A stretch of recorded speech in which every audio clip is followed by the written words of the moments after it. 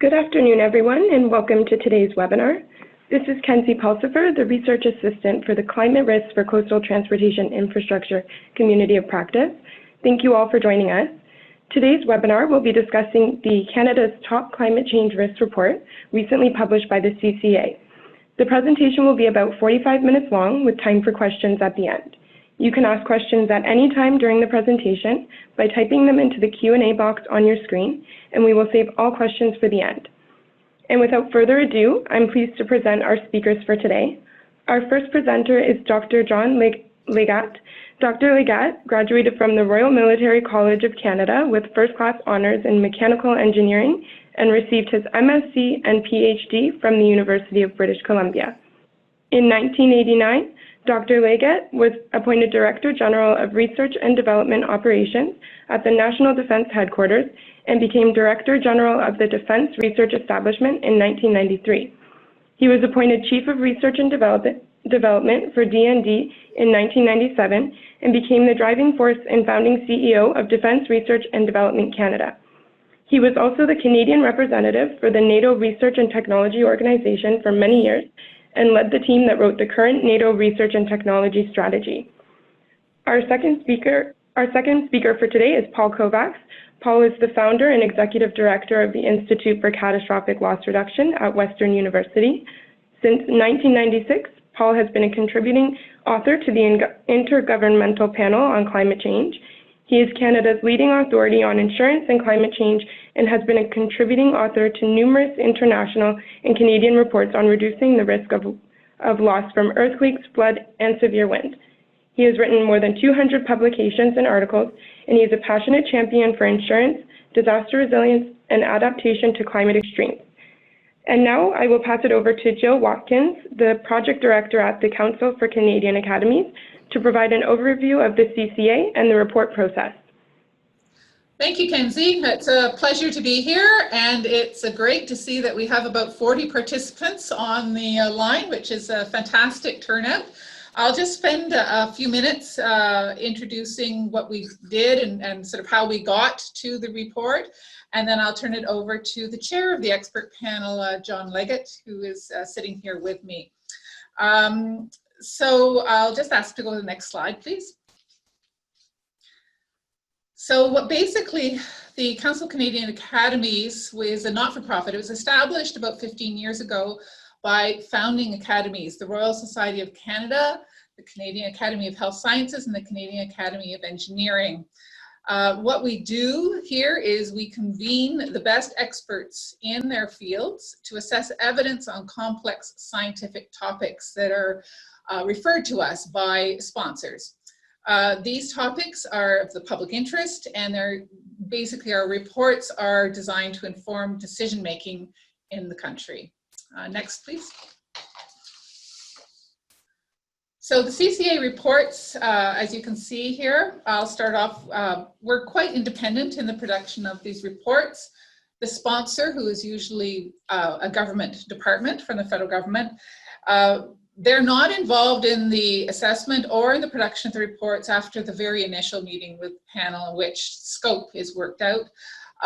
Sponsor does not review draft reports. They do not have input on what the content is, and they have no opportunity to make changes before they're released publicly. Our reports are multidisciplinary. They are very complex. This is often reflected in our panel composition, where people are drawn from different disciplines. We base our reports on evidence. The panel draws on its knowledge of the literature, published literature, peer-reviewed literature, gray literature, and their own knowledge and experience in their fields. Sometimes this is augmented by small amounts of primary research, such as surveys or modeling or statistical analysis. Our reports, as I mentioned, these are demand-driven usually by the sponsor. We are approached by departments in two ways. There is a process through Innovation, Science and Economic Development Canada, and through their internal process, they review proposals and send us some projects to work on. Also, we accept projects from other possible sponsors. One of the keystones of the process is external peer review. This is a rigorous process where approximately the same number of external experts are approached to review a draft report, same number of people as we would have on our panel. So for this particular project, we had 7 panel members and we had approximately the same number of peer reviewers. And this is designed to improve the report before it is finalized. And finally, the CCA provides professional staff to support the panels. We provide writing and research services as well as logistics and organization support. Next slide, please. So just briefly, I'll go through how we ended up at the end of this assessment with the report on Canada's top climate change risks. We get the question submitted from the sponsor, which the board of the Council of Canadian Academies approves. We then recruit the panel, and this happened in early 2018. Then there's a lot of research of the published literature, and panel meetings are held. We had panel meetings in July and September. This particular assessment was also, we had a workshop. It was a workshop style of assessment. And so there's a bit of iteration between the evidence and data assessed and the meetings and teleconferences to end up with drafting a report. When the draft report is produced, it's sent to this external peer review. This happened in February of this year. It was monitored by an independent peer review monitor to make sure the peer review process is conducted correctly and the panel considers every one of the suggestions from the peer reviewers. Along with several other additional panel teleconferences and many revisions of the draft report, we ended up finalizing it and entering the report into production. In May of this year, we did brief the sponsor, Treasury Board Secretariat, on the report, and the CCA board approved it for release in June, which led to our public launch on July 4th, and then which had quite a lot of media attention. And so we've continued to follow up on dissemination and briefings such as the one we have today. So I'd be happy to answer any questions at the end, but won't hesitate now to turn it over to our chair of the panel, Dr. John Leggat, who will continue with the first person presentation here. Okay, thanks, Jill. Maybe we could have the next slide. Yeah, so Paul and I are going to take you through a bit of a summary of the report. I hope you've all had a chance to look through it yourselves and have digested what's in it and probably have some questions for us. So we'll look forward to a discussion at the end of the presentation. The presentation will probably take 25 to 30 minutes, so we'll have really lots of time for a discussion and questions afterwards, and I certainly look forward to that part of this session. So if we go to the next slide, Jill talked about getting a question from the Treasury Board Secretariat, and basically this is what it is. What are the top climate change risks facing both Canada and the federal government, and their relative significance, and which have the most potential to be minimized by adaptation measures? And there were a couple of sub-questions. What criteria should be used to assess the relative impact of the risks from a changing climate? And how should the risks be categorized in order to support effective decision-making and action? And that last one, of course, would be mainly focused on the federal government.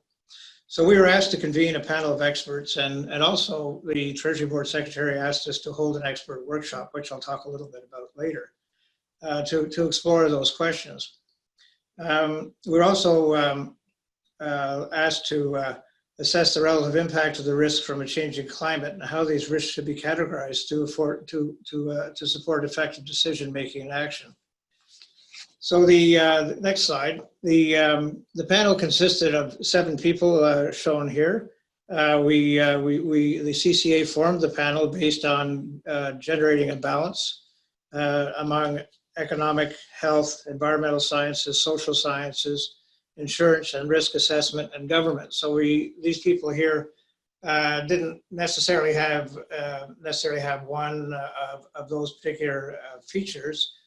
They brought a variety of expertise to the panel which cut across those particular elements. So just to tell you a little bit about each of those members, Elizabeth Beale is the former president of the Atlantic Provinces Economic Council. Pierre Gosselin is a professor of health at the Laval University. Bronwyn Hancock is the associate vice president for research at Yukon College. Deborah Harford is the executive director of the Adaptation to Climate Change team at Simon Fraser University. Paul Kovacs has been introduced, but he's the executive director at the Institute for Catastrophic Loss Reduction at Western University. And Roger Street is a research fellow at the Environmental Change Institute at the University of Oxford in England. So we have the next slide. The question is, why do we need this report now? And there's little doubt that Canada's climate is changing. Canada's climate has warmed 1.7 degrees Celsius since 1948. This is roughly the double the global average. And in Northern Canada, warming is even more pronounced, possibly 3 times the global average. The consequences of this are far-reaching, affecting both natural and human systems. Climate change is both amplifying existing risks and creating entirely new ones. So in 2018 report, the Auditor General said most Canadian governments have not assessed and therefore do not fully understand what risks they face and what actions they should take to adapt to a changing climate. And the Pan-Canadian Framework on Clean Growth and Climate Change in 2016 said that taking action to adapt to current and future climate impacts will help protect Canadians from climate change risks, build resilience, reduce costs, and ensure that society thrives in a changing climate. Governments across Canada and at all levels are increasingly aware of these facts. Alongside measures to reduce greenhouse gas emissions, governments are also taking measures to support climate change adaptation. However, as was noted by the Auditor General, our progress to date has probably not been sufficient. In particular, there is a lack of government-wide risk assessment that can help inform adaptation priorities across the entire sphere of government activities. This is the gap that the Treasury Board Secretariat recognized and responded to when it reached out to the Council of Canadian Academies to sponsor this project. So if we move on to the next slide.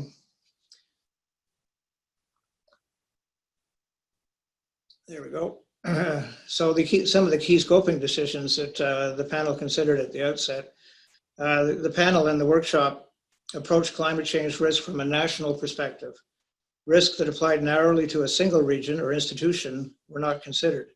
The exception was that risks specific to a particular region or environment, but still deemed by the panel members to be of national significance, were included. For example, the panel considered risks to Canada's coastal communities to be in scope, given our extensive coastlines on the 3 oceans. Second, the panel decided to focus its assessment of risks on the medium term, roughly between 2020 and 2040. This focus was seen as consistent with our charge and the intention to support near-term policy and investment decisions about adaptation priorities. This choice of time frame also avoids the larger level of uncertainty associated with climate and emission projections for later in the century. However, despite this focus, the panel did make efforts to consider and highlight where climate change risks might become more acute later in the century, but where there could be implications for near-term planning for adaptation. And third, we also resolved not to consider climate change benefits or opportunities. Assessing opportunities might require different criteria and methods and have different implications for adaptation action and planning. So we go to the next one. As part of the evidence gathering project, as I mentioned, the panel organized an expert workshop in the fall of 2018, which brought together an additional 17 climate change and adaptation experts. The group included a diverse range of disciplinary expertise and perspectives, ranging from infrastructure experts and risk analysis professionals to municipal planners and Indigenous legal scholar. Throughout this day-long event, participants shared insights through interactive, structured discussions, supported by an expert facilitator and a custom-designed decision support software platform to support group discussions and decision-making. Interspersed between periods of discussions, participants assessed and rated the severity of different climate risks to Canada according to a structured scale. Key themes and questions were explored for each of 5 major sessions, corresponding to different levels of risk, as well as adaptation potential and federal government action and roles. The panel's conclusions were also informed by its own review of the literature. Given the volume of materials, the panel relied mainly on existing syntheses, including the science assessments from Natural Resources Canada, the IPCC's assessment of climate impacts, and climate impacts and adaptation in North America, and previous work by the Roundtable on the Environment and the Economy. We also took careful note of what other jurisdictions have done or are doing for assessing climate risks on a national scale. In particular, we reviewed related initiatives in the United Kingdom, Japan, Germany, the US, and other European countries. While we did not attempt to replicate any of these examples, given the differences in scale and context, we did seek to learn from their examples. The challenge really was sifting through the views and advice and arriving at a common view on risk and adaptation. The report then reflects the consensus of the panel members and really does provide a bit of a gathering of all of the evidence that we received and the ultimate assessment. So that's a bit of an introduction to the, why we're here and what the process we followed and who we relied on and where we got our information from and how we put it together. And now we'll go through the key findings from the work. And for that, I'll pass it over to Paul to take us through some of the first key findings. Thank you, John. Thank you, everybody, for joining us today. I think this is really important work, and we're really pleased that you're taking the time to allow us to tell you about what we found. There are 5 key findings in the report. I'll briefly present the first 3 and then turn it back to John to go through the last 2 and then offer his wrap-up before we open things for questions. One of the very first issues that came up for us is that when the Government of Canada asked us how to prioritize or how to identify the key risks facing the Government of Canada and facing society, there are a lot of things going on. The climate affects so many things. And to allow us to move and make some progress on all of this, we found it very helpful to come up with some grouping of the risks. And we came up with 12 for our report. These are the 12 that we thought would be useful for the Government of Canada at this point in time. We can imagine that if another decision maker, like a local government or a province or someone in the private industry, was trying to make a decision about what the priority risks are for that decision maker, they may have come up with a different grouping than we thought would be useful for the Government of Canada. And we also believe that if the Government of Canada were to do this again in 5 years or 10 years or whatever, they may come up with a different grouping than we thought was relevant right now. But we came up with 12 different areas, and we thought that most of the risks fit somewhere into one of these 12 areas, and that would be useful for the Government of Canada from a national perspective. But our first finding is that in every one of the areas, there is an expectation of significant loss, damage, or disruption will happen over the next 20 years. There was not a finding that any of the areas would be able to avoid or were free of risk, that the risk was found throughout all of the areas that we looked at. If I can move on to the next slide. So here's the listing of the 12 areas. I would encourage people of interest to actually go through the full report, download it, and read it to allow us to explain in more than just a couple words what we meant by each of these groupings. We found this to be helpful in terms of engaging others in the community and allow ourselves to think about how to prioritize risk to come up with this set of groupings of issues. We did reflect and go back and forth about what we actually meant by each of the groupings of interest to the particular following on the line today. On the left, the second one is coastal, and near the bottom on the right is infrastructure. So again, a group today listening in with an interest in coastal infrastructure. The issues that you are dealing with, we saw them as broad in scope and fitting into 2 of our 12 areas. And I think a lot of the issues that we talked about may have some overlap across these areas. They are not completely independent, but we found these to be clearly enough defined in the report and to share with the Government of Canada and with others as broadly significant areas. We did not think that we got everything in here, but we thought we got a lot covered by this particular grouping at this time for this government. If I can move on to the next slide. So once we had grouped the risks, and our question was to try to prioritize what's the most important risk, prioritize by what criteria? And 2 that were particularly important was what was the possible impact that might happen, good or bad, positive or negative? What was the possible impact that could happen on each of these 12 areas? And second, what was the likelihood that that would occur? And in particular, as John pointed out, we chose to focus on the next 20 years, and we think that the analysis would have come up with different answers if you chose a different time frame, but it was our understanding of the request of us to focus on the next 20 years. So these are the 2 critical criteria that we used to assess and ask the expert community what we thought were the critical criteria.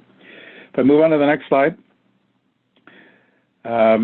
So of the dozen areas we looked at, the 6 that came to the top of the list were physical infrastructure, coastal communities, northern communities, human health and wellness, ecosystems, and fisheries. Again, I'm repeating myself. The other 6 were very important, and they had very high scores for consequence and very high scores for likelihood. These 6 were simply higher. They came the most. And again, for everybody listening in, infrastructure and coast were 1 and 2. These are in order as we present them. If I flip over to the next slide. And there's a graphic coming. There we are. Okay. So this is the last slide related to our first key finding. Again, the point we are trying to make with this is multiple. If you use the criteria of the likelihood of it occurring and the consequences of it occurring, each of those dots reflect one of the 12 areas. All 12 are up and to the right, and so that means all 12 are likely to happen. All 12 would have bad consequences for Canada. All 12 are important. The 2 furthest at the upper and the right, the one sort of on its own with the highest consequences and the second highest likelihood, that's infrastructure. The one just beside it with the highest likelihood and the second highest consequences is coastal. So again, for this particular group of people tuning in, our key first finding is all 12 matter. Within that, we found that infrastructure and coastal were the 2 that stood out as identified by the group as even higher consequence and even more likely to occur over the next 20-year period. If I can move to the second key finding, the next slide. Oh, I apologize. Here it is with some graphics there. So you can see the graphic that shows the infrastructure depicted by a bridge here at the upper right and the coastal communities depicted by the lighthouse. But even though we've focused in here and some of the ones nearer to the bottom are relatively lower likelihood and relatively lower consequence, again, I just want to reinforce, all 12 we found were very important, and there was none that was our advice that did not require important attention over the next 20 years. It's just infrastructure and coastal stood out as the first 2. Okay, so if I can move on. Thank you. So key finding number 2. We worked hard to go from many, many different consequences to putting it into 12 groupings.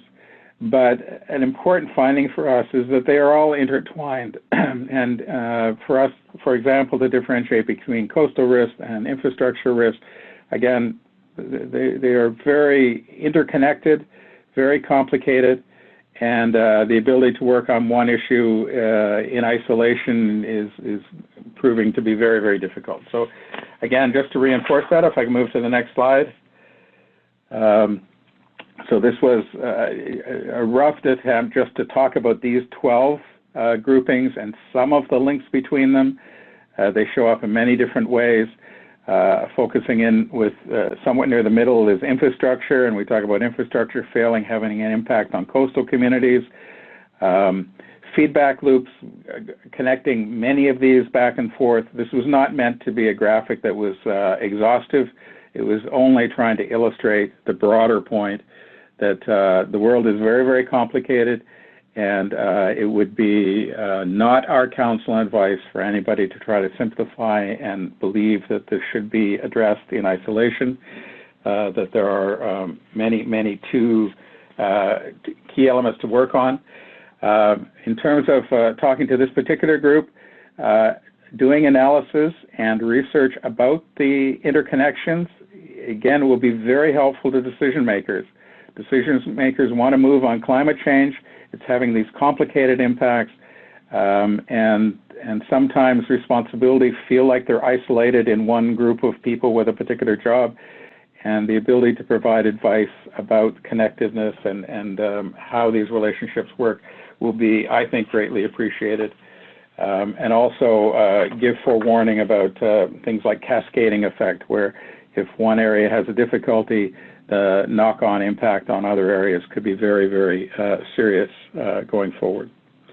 But move on to the next slide. So this was repeating what I know this group has talked about many times. The consequences of climate change are very significant.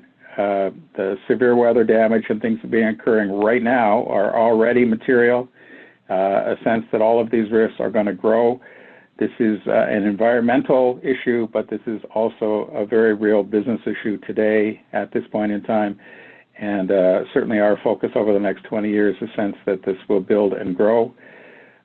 Within the understanding of the hazards that is growing over time, it's our view of understanding the costs and the impacts and tools that would help with decision making.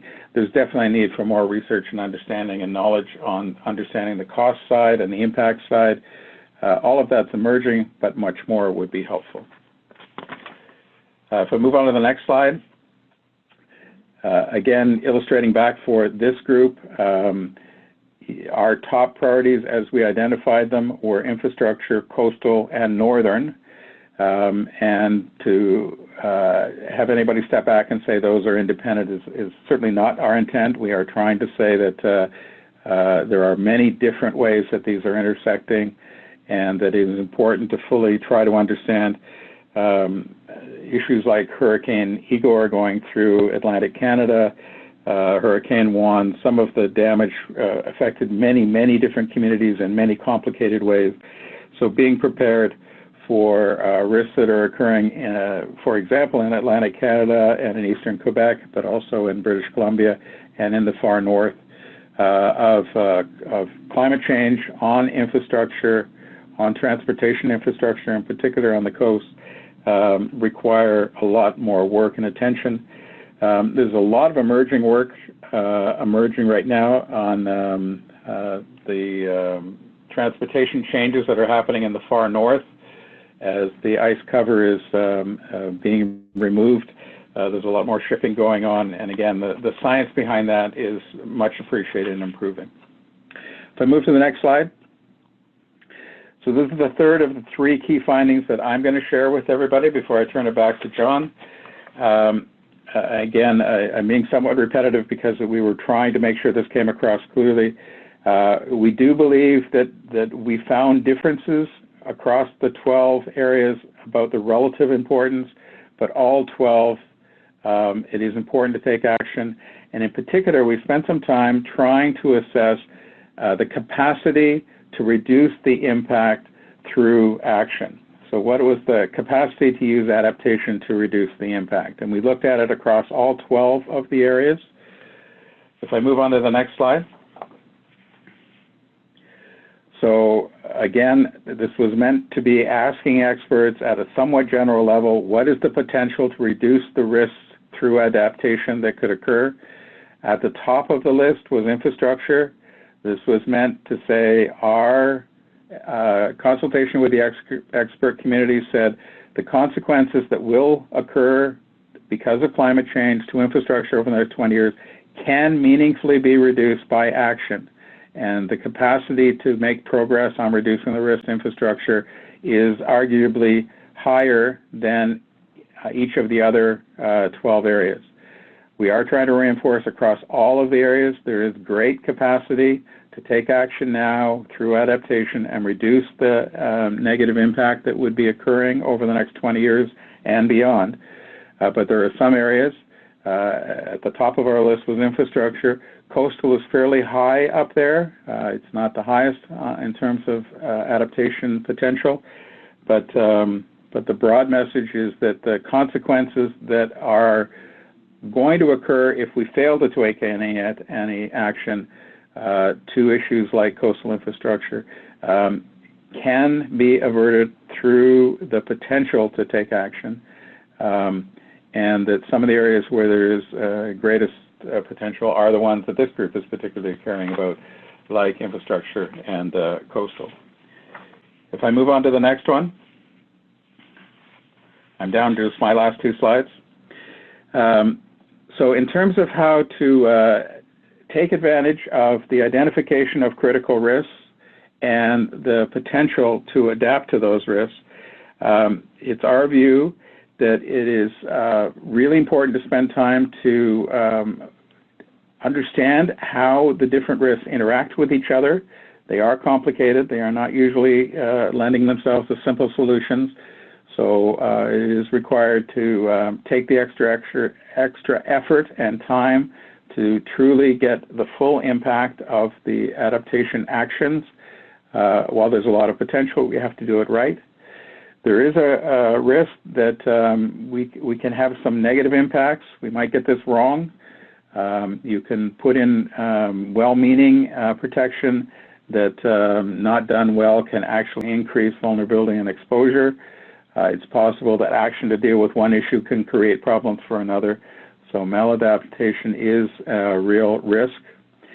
Moving forward, there can be technical barriers, and social acceptability is a very difficult issue. So working through that is challenging. Finding the right time to take advantage of these is very important.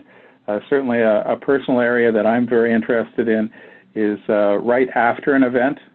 There is a lot of public support and often a lot of finances available to rebuild and recover after a large event occurs. And there is a window that can open for concepts like Build Back Better. The window is often not open very long, but if you do planning in advance and you really know what would make the community better off, sometimes a serious loss event can actually provide an opportunity to achieve some things that otherwise would have been very, very difficult to do. And finally, adaptation can also have, in some cases, the potential to have broader benefits in terms of reducing overall emissions or otherwise dealing with poverty alleviation and other kinds of societal issues can be addressed, not only reducing the risk of loss from climate change when you move on these issues. If I move to the very last slide that I will be presenting, sorry, before I turn it back to John. So again, we try to depict in the graphic on the left, here are the 12 topics we looked at. All 12 are important. In the upper right, where the risk is the highest and where the consequence is the highest, you'll see the infrastructure and the coastal issues that this broader group are focused on.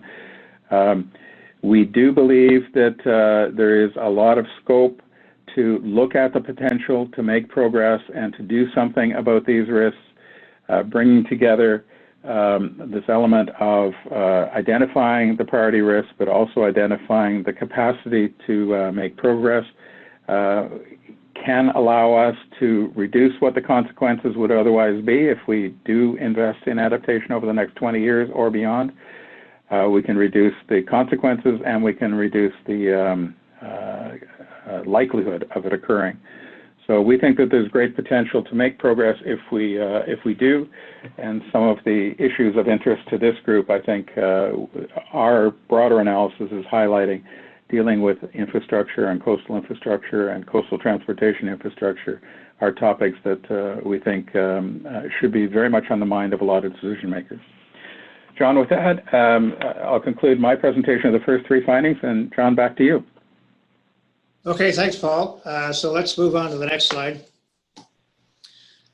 So key finding number 4 was understanding the climate change risks facing Indigenous people in Canada requires a deeper exploration of these risks and the associated adaptation potential consistent with the spirit of reconciliation.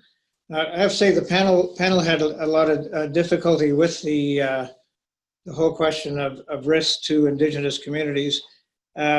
This is brought about, I say mainly in two factors. One is that we didn't have an Indigenous person on the panel, and we can talk about the reasons for that perhaps in the question period. We did try to get a number of Indigenous people to the workshop. In the end, only one was able to come, which was kind of unfortunate. So that was one issue in terms of understanding the Indigenous issues. The other is that we relied heavily on peer-reviewed information in the literature, and as you can imagine, Indigenous knowledge by and large is not contained in written literature. It's an oral information process that's passed on from generation to generation, and you know, to actually capture that requires a different process, let's say, and a more comprehensive process that would take more time and more resources than we had at our disposal. So our actual confidence in the where we actually placed the risk to Indigenous communities, our confidence in that result is fairly low, and we did not rank the adaptation potential because we felt that we just didn't have the expertise at hand to do that. So if we go into the next slide, which kind of gets into that a little bit, we had limited capacity to include Indigenous knowledge, and we had lacked Indigenous panel members to the extent that we needed them in both the panel and the expert workshop. So this resulted in low confidence in the assessment to Indigenous ways of life, and we were really unable to assess the adaptation potential for these risks. We make some comments regarding that in the concluding remarks. So key finding number 5, we'll move on to on the next slide.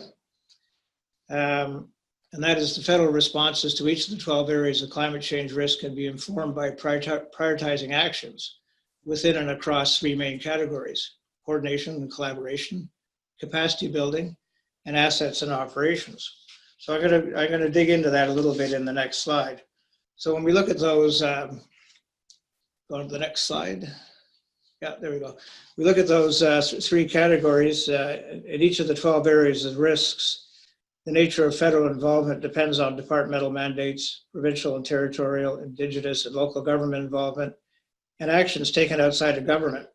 In general, the federal government engages on multiple levels and will likely have more than one role to play in the adaptation response.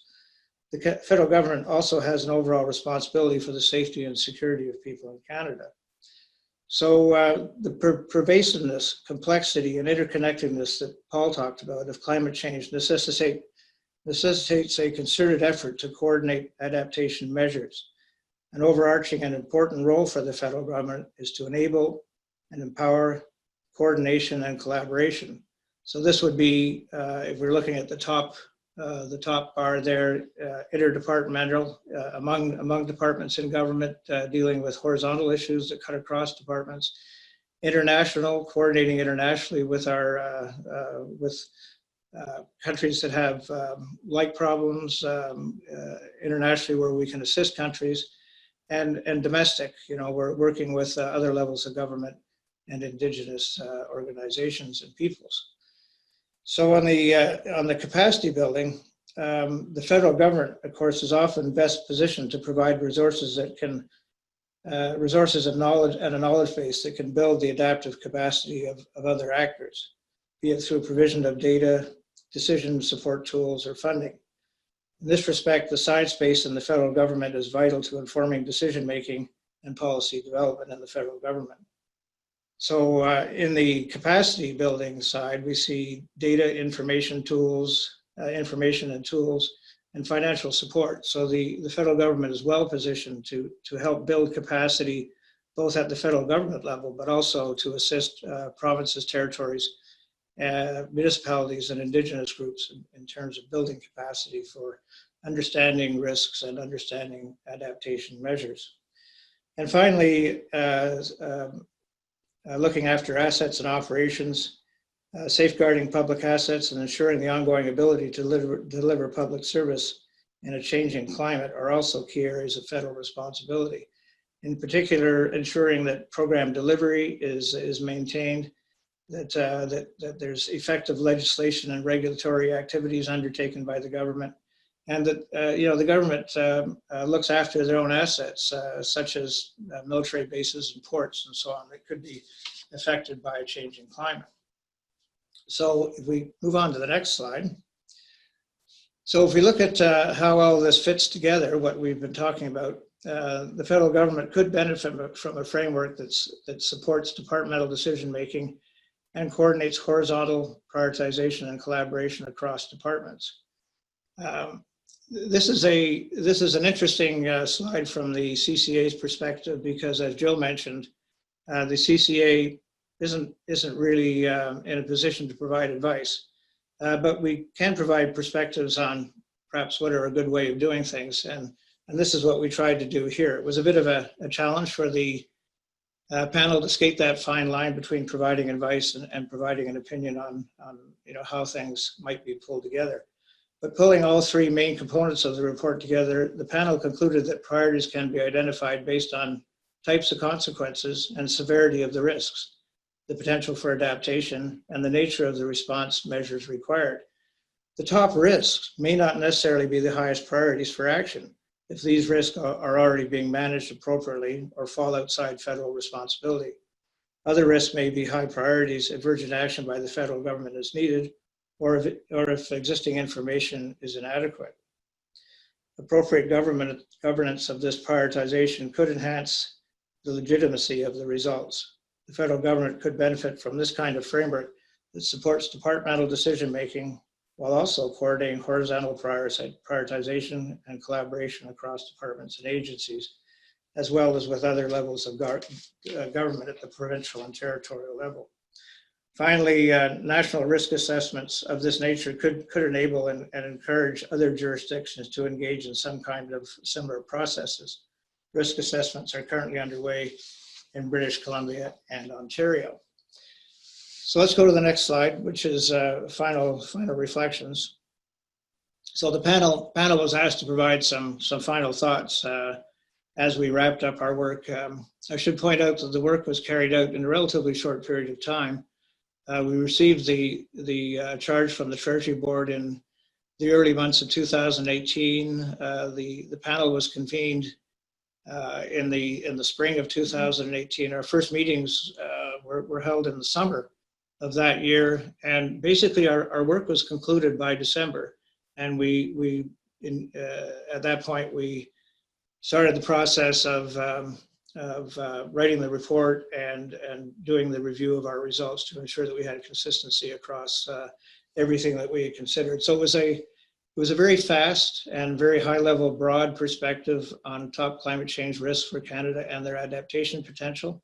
And we hope that the report will generate some interest in unpacking and drilling down in some of these risk areas, particularly from a regional perspective, so that jurisdictions can get a finer understanding of what the risks are and which risks are most needed for adaptation.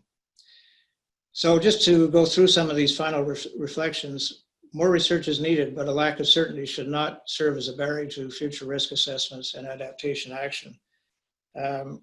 It's clear that we did extensive research into the literature, but there are certainly gaps in our understanding, particularly when it comes to natural systems. If one looks at the slide that Paul presented, which plotted risk against adaptation potential, you'll see that the natural systems our understanding of those systems is sparse, I would say. And therefore, when one considers adaptation to risk to our natural systems, there is a higher possibility of maladaptation.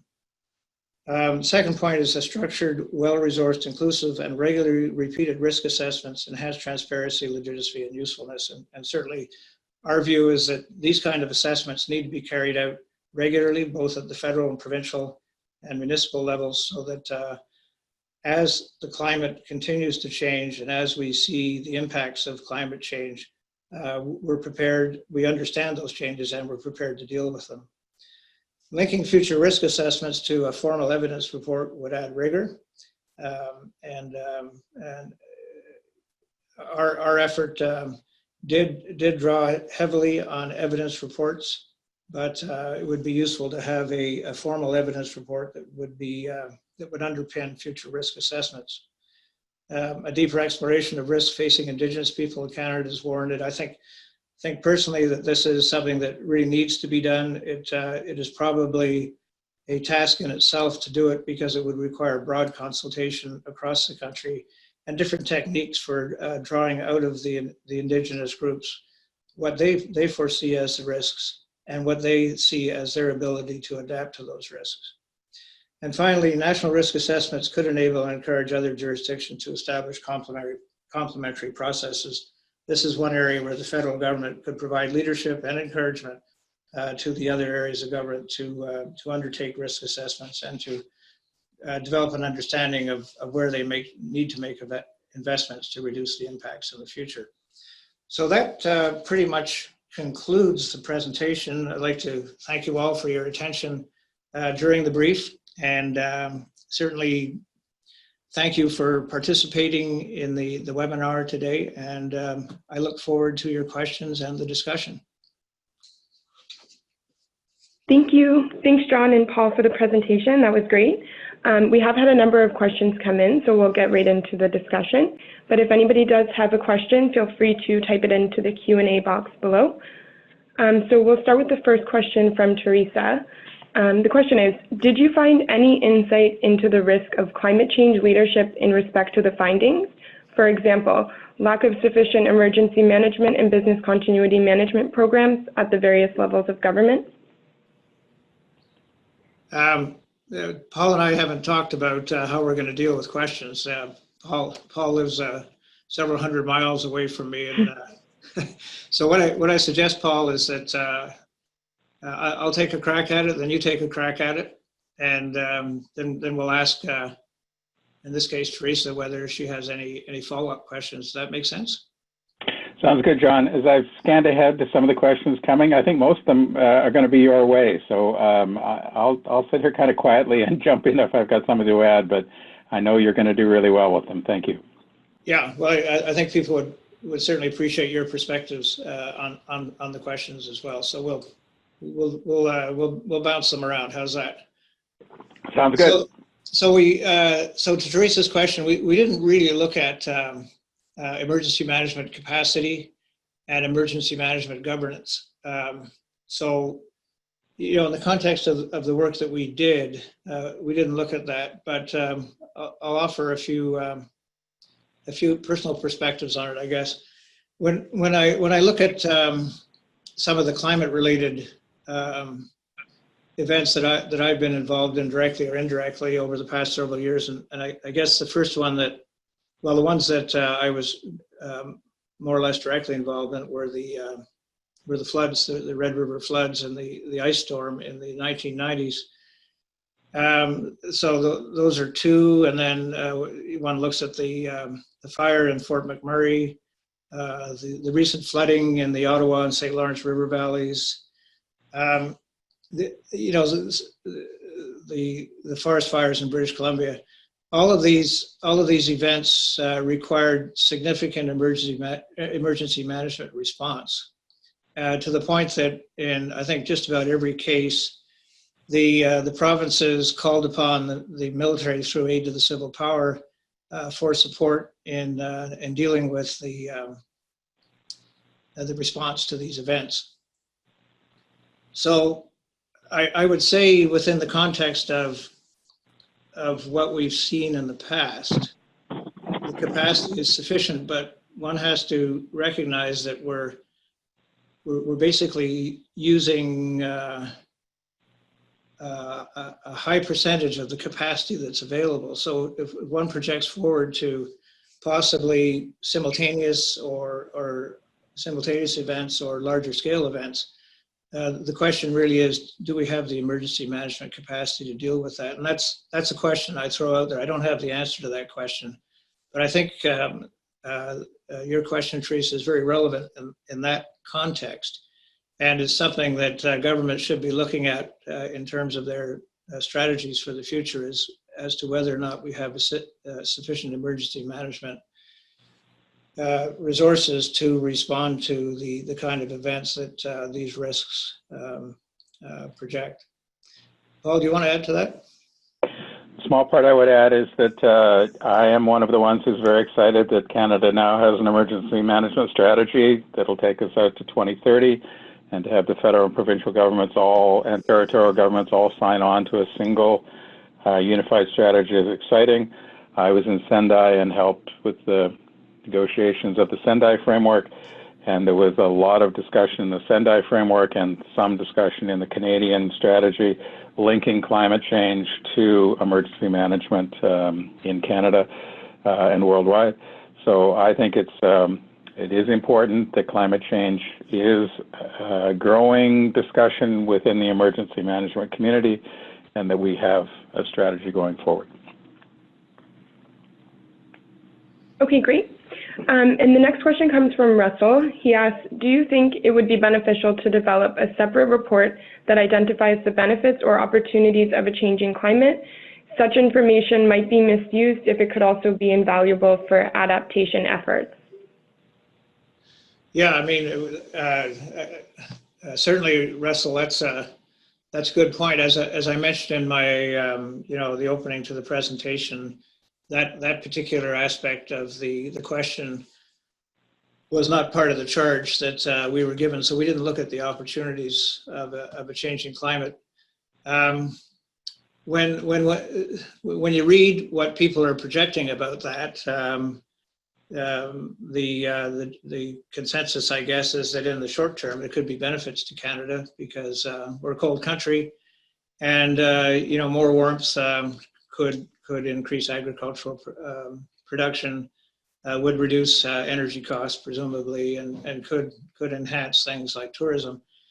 But the general feeling is that in the longer term, Canada will suffer because of the changing climate, and one would see rising sea levels, greater droughts, particularly in the west or in the prairies. And I'm thinking primarily, let's say in the 50 or 60 year time frame, we would see some really negative consequences coming from climate change. So I think it's really important to balance the opportunities and the risks, and to understand, when the opportunities peak and when the risks become dominant. So yes, I think that would be a great idea.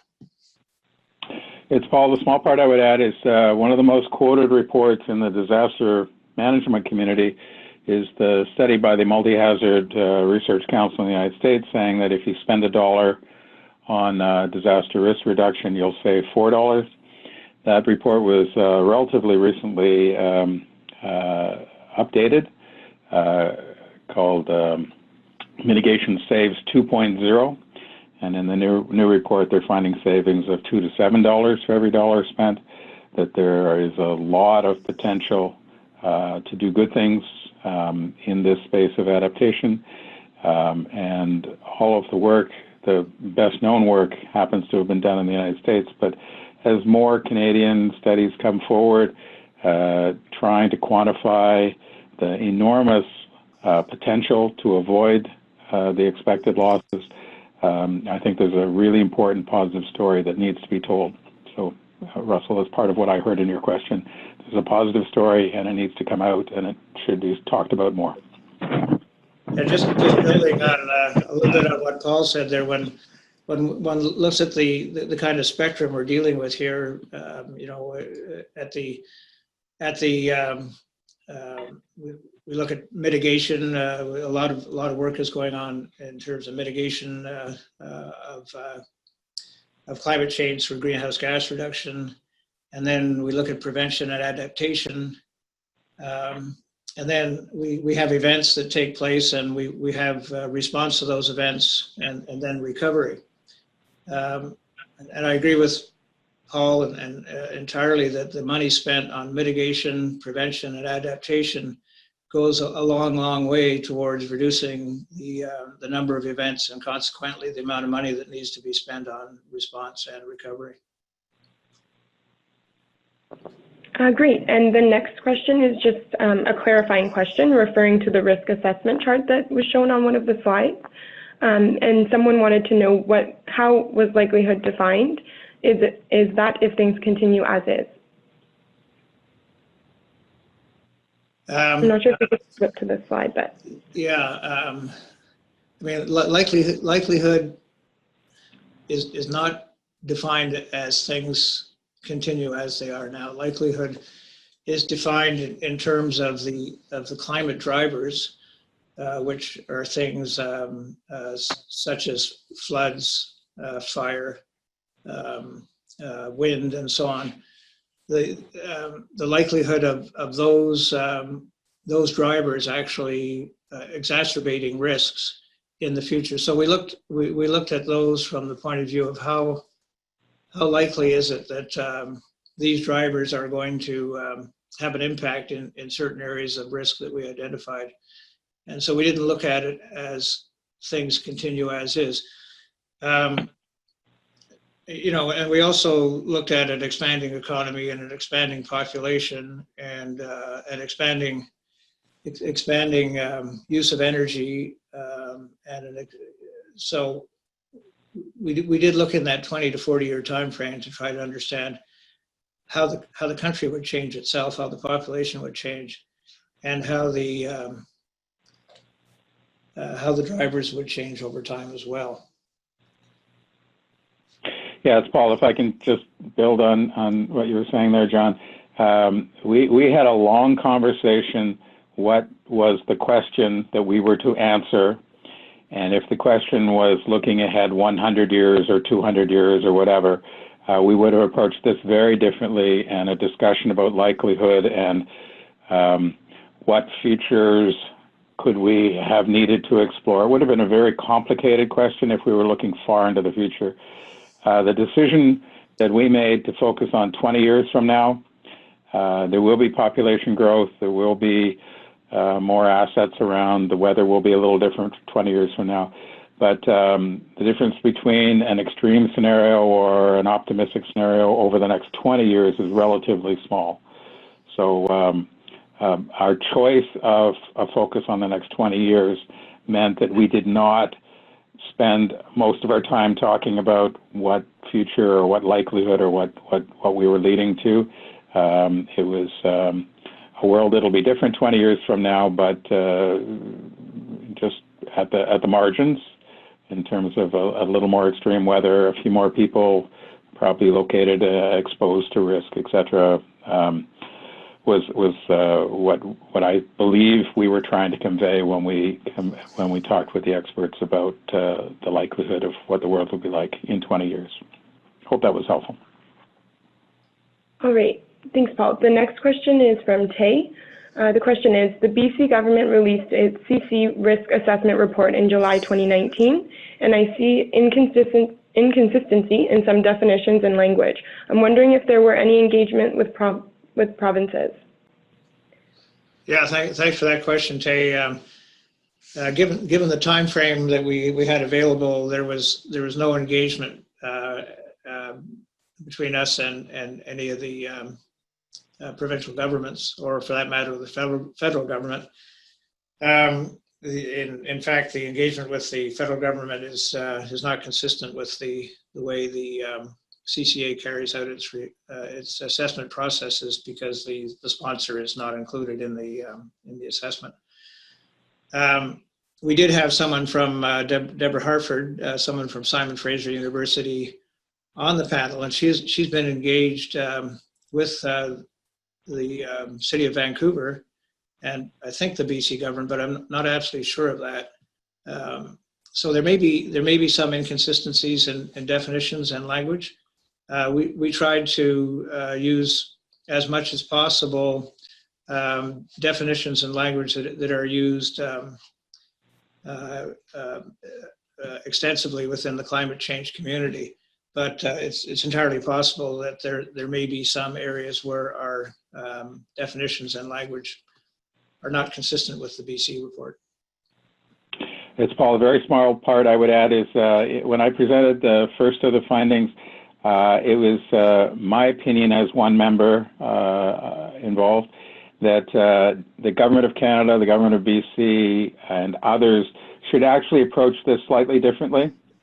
The comment is definitions, maybe not definitions, but in terms of how to group risks, how to approach this, how to prioritize for a particular circumstance, differences are actually good here. And I think if we tried to make all decision makers look at this from only one perspective, that would actually, it's certainly not our advice, and I think that would make it harder to properly look at the complicated issue of climate change and prioritize work.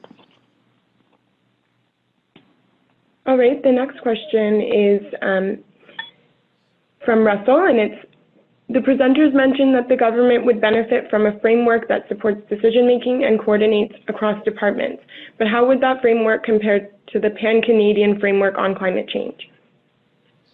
Yeah, okay, well, it's a little bit different, Russell. The Pan-Canadian framework on climate change is very aspirational. It's an excellent document, but it's a strategy, and it basically identifies quite a few areas where action is required nationally in the areas of mitigation and adaptation.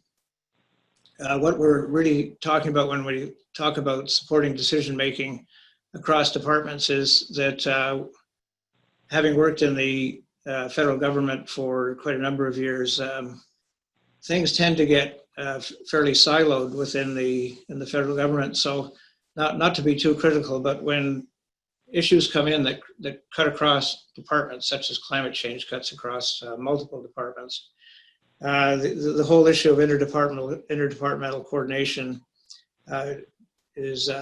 becomes difficult. I wouldn't say it's certainly not impossible, but coordinating across departments is a difficult process because it involves bringing people together who typically aren't used to working together. There are ministerial authorities which need to be respected and so on.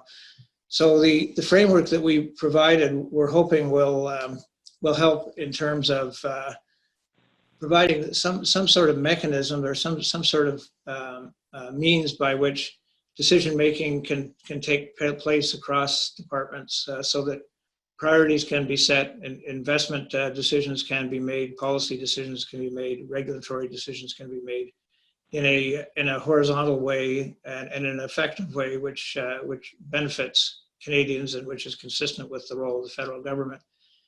So it's kind of nested within the Pan-Canadian framework. It would be a subset of that strategy.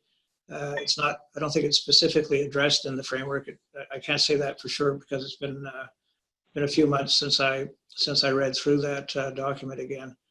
But that's kind of what we're aiming at is the horizontal issues within the government, and that was in our discussions with Treasury Board at the outset of the project.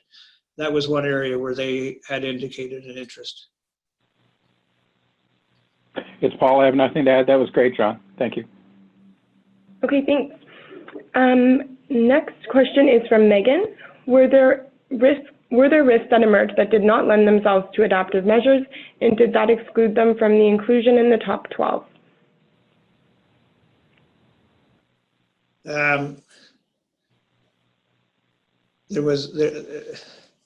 I think there was one risk that we excluded, and that was tourism. We didn't really think that I mean, tourism will be affected. Tourism is an important element of the Canadian economy, but we excluded tourism as a risk when we started off with quite a number of risks, and we boiled them down and grouped them. And tourism was one that kind of fell off the edge of the table during that process.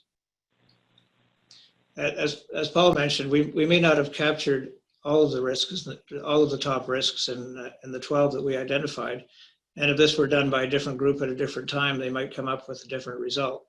But in the opinion of the panel and the expert workshop that we convened, these were the ones that the federal government really needs to take an interest in and needs to take action on. Yeah, it's Paul. I just referenced briefly that John spoke at some length about working with the Indigenous community and the challenges of having a full enough conversation. What does the risk actually mean? How would you adapt? What does it mean? There was a whole conversation that we are reporting that we were unable to include in our final report. That's the one area that comes to my mind. All right, another question from Megan.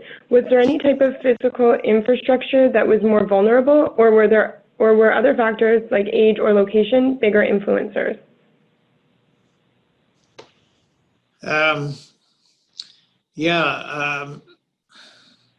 Paul, I'm not sure whether we actually got into types of physical structure that were more vulnerable.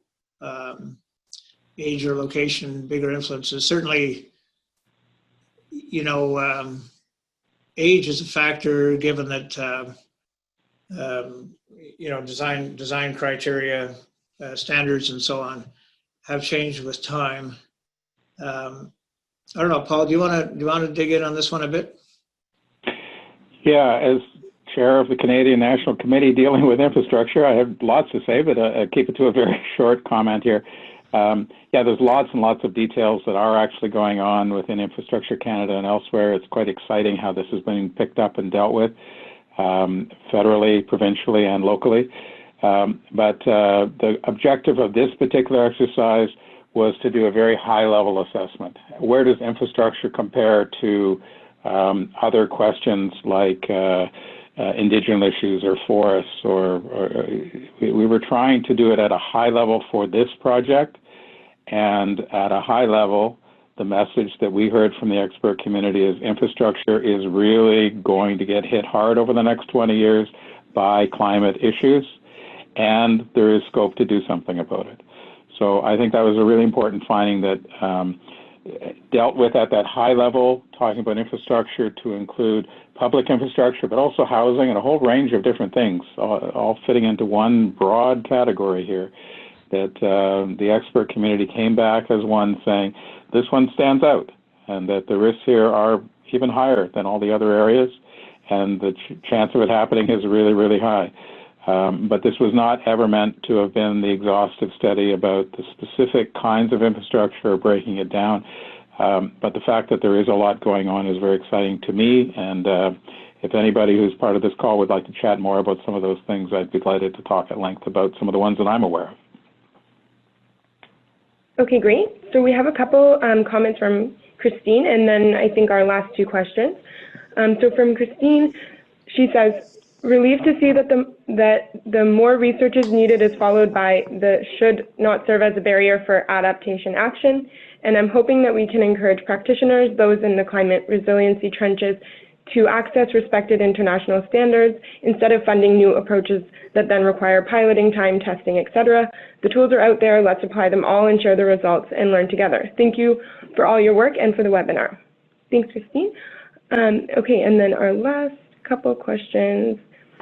Teresa asks, risk assessments are mandated legislatively at the municipal level and provincial levels. Unfortunately, even though the HERA is provided annually to the provinces, there isn't a structured process to upload that information to the federal level. Would you structure this collaboration and coordination as part of the process? Well, that's not something we looked at, but certainly it's a good idea that if this is, well, let me say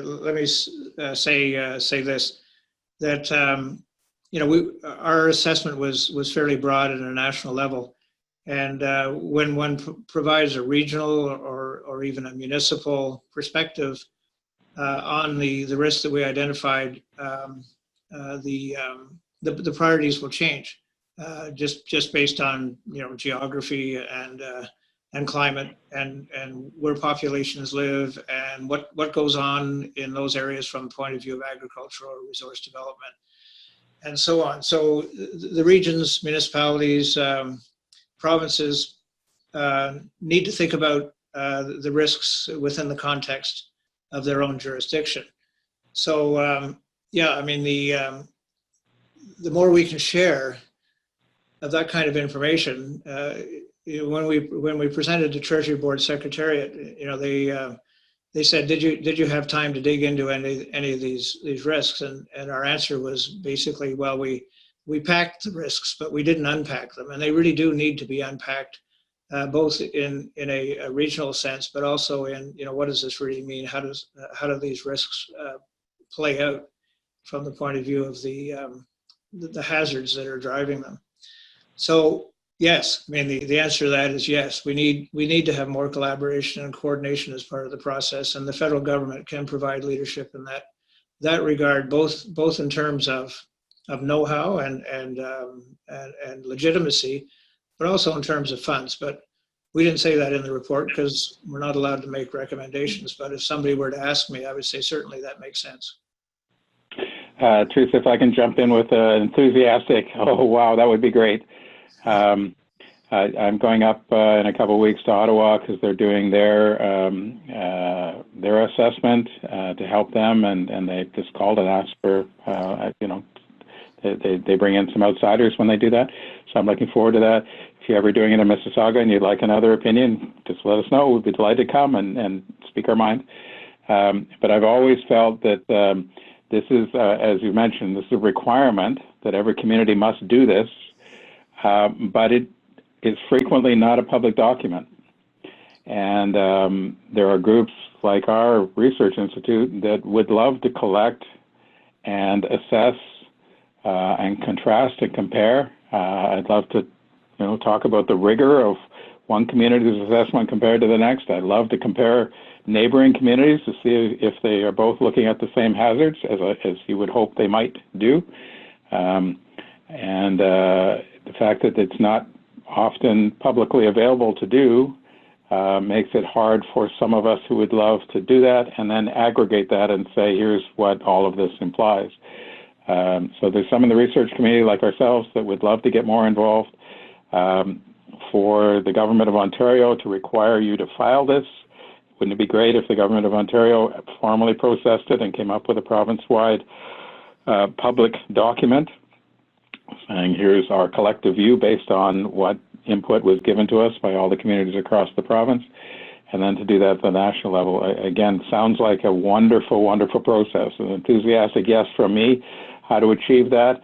That can happen within the government. It could also happen by bringing in third parties like us at the university who would make the time and would thoroughly enjoy getting involved if there was a way to do that. But we bump into issues like not all of this is made publicly available, and that makes it hard to summarize it and move it up the chain. But anyway, I love it, Teresa. Great idea.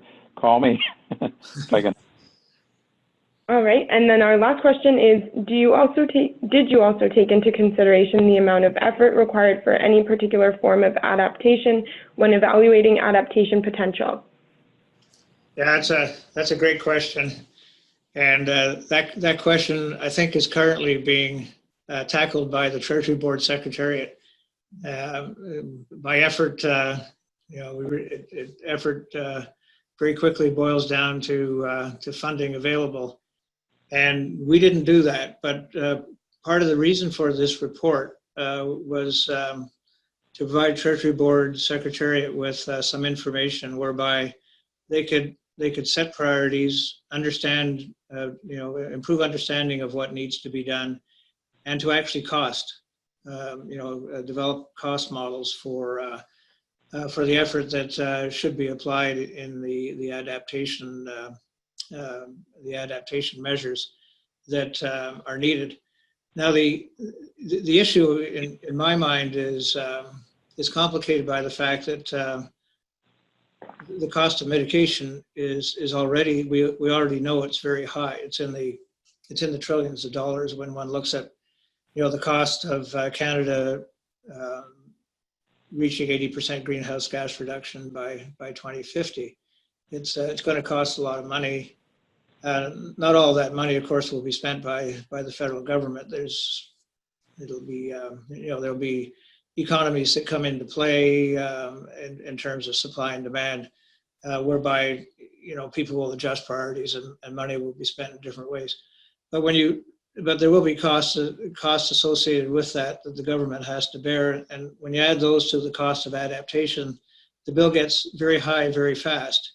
And that's a bit of a concern in my mind that, you know, the resources may not be available to do everything that needs to be done. I guess I'll leave it at that, Paul, if you want to add. I'm going to throw just two quick thoughts. So Engineers Canada has had a product out called PyBC that is used by engineers to look at infrastructure and looking at how to deal with climate change as we look after or build infrastructure. We've been trying to have a conversation and very encouraging elements to the conversation about how to come up with a lighter product that could be applied to fit into the climate lens being promoted by Infrastructure Canada and others, so that climate change could be formally assessed when public infrastructure proposals come forward for funding. Also, we're involved in a project with Public Safety Canada, trying to adapt an American approach used by FEMA for some time now, that anybody who seeks any state or any organization that expects or would like to get funding from FEMA to deal with disaster risk reduction have to prove the cost and benefit. Why would you give them money, public money, unless they can prove the benefits exceed the cost? So there's a tool that's publicly available in the United States for many years now, and can we make that appropriate for the Canadian context for anybody looking for public funds to do disaster risk reduction projects, that there's a demonstration that the public are getting value because the benefits will exceed the cost. Anyway, there are some very tangible projects going on right now that are related to how to deal with this. This was not part of the project we're talking about today, which was just to try to identify priorities. But there are some exciting, positive things, in my opinion, the ones that I know about, that will allow us to do this going forward. So lots of good things going on. Okay, great. So that concludes our webinar for today. Thank you again to today's presenters, John, Paul, and Jill, for a great presentation. Thank you to Meopar for their support, and thanks to everyone who tuned in today and for your participation. Be sure to keep an eye out for our next webinar announcement, and I hope you all have a great day. Thank you very much. Thank you.